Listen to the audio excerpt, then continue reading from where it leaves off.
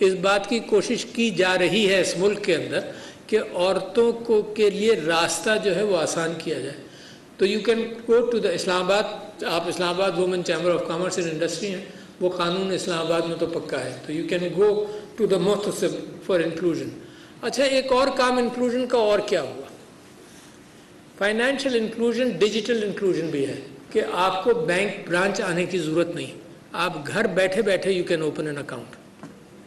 یہ digital inclusion ہے.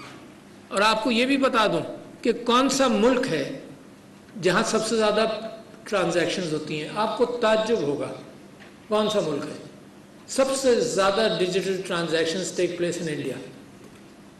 China سے زیادہ، یورپ سے زیادہ، یونائٹڈ اسٹیٹس سے زیادہ.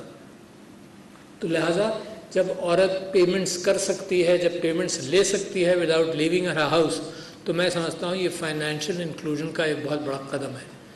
حکومت نے عورتوں کے لونز کے لیے بھی اہتمام کیا، اور اسٹیٹ بینک آف پاکستان کے فگرز یہ تھے کہ جتنے لون ہیں اتنی عورتیں آ نہیں رہی لونز لینے کے لیے.